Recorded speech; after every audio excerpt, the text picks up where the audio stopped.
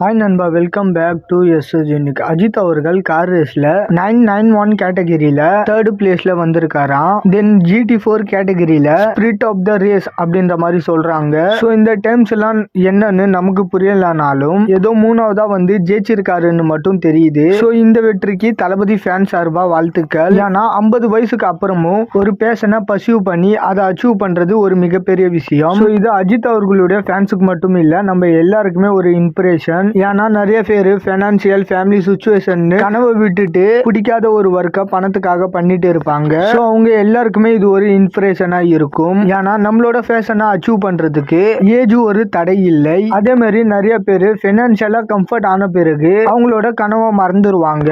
இனிமேல் எதுக்கு இதெல்லாம் பண்ணிக்கிட்டு அப்படின்ற மாதிரி. ஸோ அவங்களுக்குமே இது ஒரு பயங்கர இன்ஸ்பிரேஷனா இருக்கும். அந்த தளபதி இதே மாதிரி ஒரு பக்கம் சினிமாவை விட்டுட்டு பாலிடிக்ஸ்ல இறங்கிட்டாரு. ஸோ தளபதி இதே மாதிரி பாலிடிக்ஸ்ல சக்சஸ் ஆகும்போது அது பயங்கரமா நிறைய பேருக்கு இன்ஸ்பிரேஷனா இருக்கும். சோ தளபதி ஃபேனா இருந்தா கூட அஜித் அவர்கள் கிட்ட என்னெல்லாம் இன்ஸ்பிரேஷனா இருக்கோ அதெல்லாம் எடுத்துக்கிட்டு ஃபாலோ பண்றது நல்ல விஷயம். அண்ட் ஜெயிச்சுட்டு அஜித் அவர்கள் சின்ன குழந்தை மாதிரி துள்ளி குதிச்சதெல்லாம் பார்க்கும்போது பயங்கரமா இருந்துச்சு. அண்ட் அவரோட மொத்த ஃபேமிலியுமே கூட தான் இருக்காங்க.